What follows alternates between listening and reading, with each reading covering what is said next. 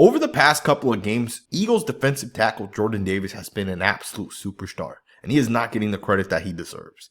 He's had multiple run stops, multiple plays in which he eats up the blocks. He's really stuffing the run on the inside, and more so than that, the guy's getting better when it comes to pass rush. The guy's getting sacks and hurries and pressures. The guy's getting after it a little bit, and he's still not getting the credit that he deserves. You look at this play here and watch him eat up the block on the inside, and he ultimately gets off of it. Just a really, really nice job being able to control, take on the double team, gets off the block, blows the play up. The play picks up about half a yard. This is exactly what you want to see from Davis. In year 2, he now knows the blocking angles. He knows what to expect when he has a certain gap in terms of his run fit. He's always had the power to take the double team on, but now it's really starting to come together from a mental perspective, and we're seeing the flashes. So today we're going to analyze his tape. Very, very excited for it. Let's get right into it. You got another really nice explosive rep on this one by Davis.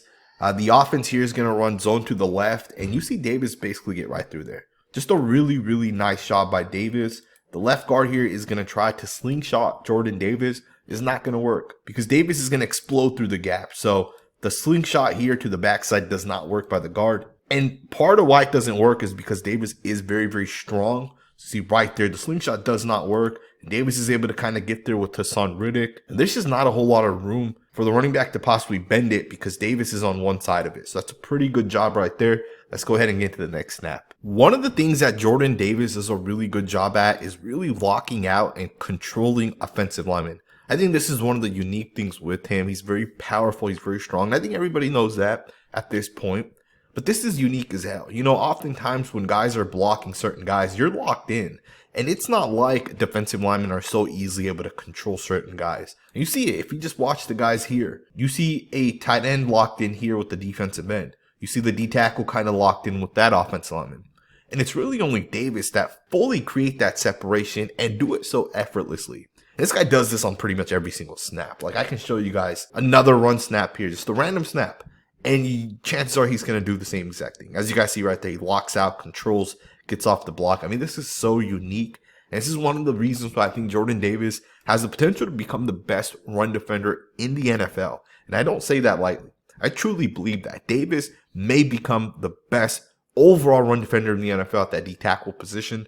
And the pass rush has started to improve. And we're going to get into that here in a second. But to me, just a phenomenal run defender. Let's get into the next snap. Check the play out here. Davis is going to beat the left guard here with a really, really nice right arm over the top, aka a swim move. Just a great job leveraging this one to the inside. He's going to get the left hand and right hand to the shoulder pad. But what he's going to do is take the left hand and push this offensive lineman over here to the right, bring the right arm over the top. That's just a really nice job to win. You really see the power on this one. Look at this offensive lineman. Keep in mind, this guard is a massive human being, strong as hell. And look at him get pushed over here to the side. You see the body of him really turn over here. And Davis is able to just quickly get over the top. This is a pressure in my opinion. The quarterback does not want a defensive tackle coming right at him the way he does on this one. You can see the pass does fall incomplete. Just a really, really nice, clean winning rep. High quality rep if you guys ask me. Let's get into the next snap. Now, one of the reasons why Davis may not statistically flash as much as he probably should is because he gets double teamed a lot. Usually when Jalen Carter's not on the field, it's Jordan Davis that's getting the double team. And it makes sense. He's usually so much stronger than most interior offensive linemen. And you have to double team him, right? You really have to account for that type of power, that type of physicality. There's a lot of snaps like this on tape. And I just wanted to point that one out really quickly. Let's go ahead and get to the next snap.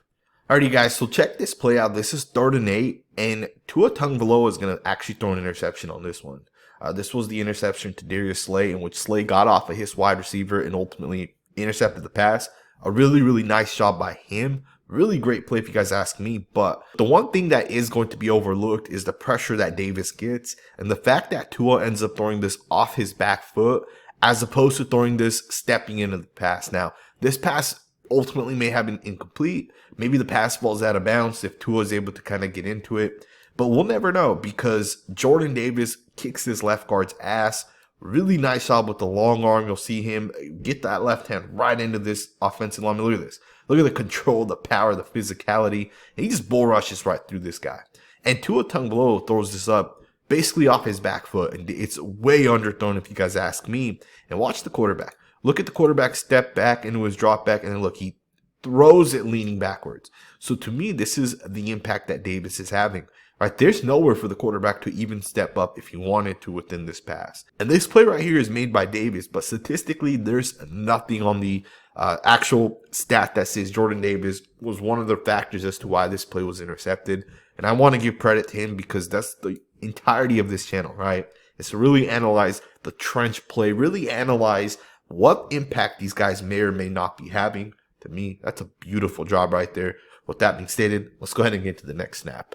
Here's the actual sack that Davis is going to get. He does a pretty good job just bull rushing the left guard back. He gets off the block, and then he's able to basically get the sack. Him as well as Fletcher Cox kind of wrap this up together. Just a great job once again. To be able to recognize that the quarterback's trying to step through there, makes the play. And some people are going to say this is a low quality sack, and you can say that may be true, but I do want to state this. The power that Davis has, the fact that Davis is able to push this guy backwards, and the fact that there's no clean pocket for the quarterback to step up into is one of the reasons why the quarterback gets sacked on this one.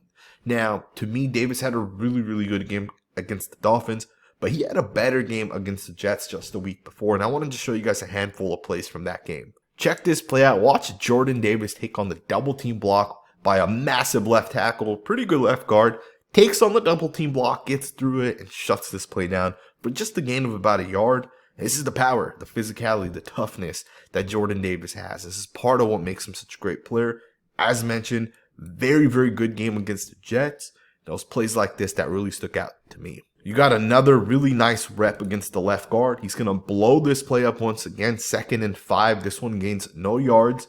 And you know what's interesting about this play that I think oftentimes is overlooked is that Davis isn't just holding his block. He's pushing these guys backwards, as you can tell right there. He is literally making people go backwards, and that is not what you want if you're an offensive lineman. You don't want to get pushed backwards. You want to hold your block. And in this instance, look at Davis just overpower this guard and basically get in there and make the play. I mean, if Davis doesn't make this play, the play could have possibly popped, right? So that's a great job by Davis to hold the block and to ultimately make the play. Check this one here. He's going to do a really nice job bull rushing the left guard. He's going to pressure the quarterback. Nice job being able to fork up the offensive lineman's hand to remove the leverage.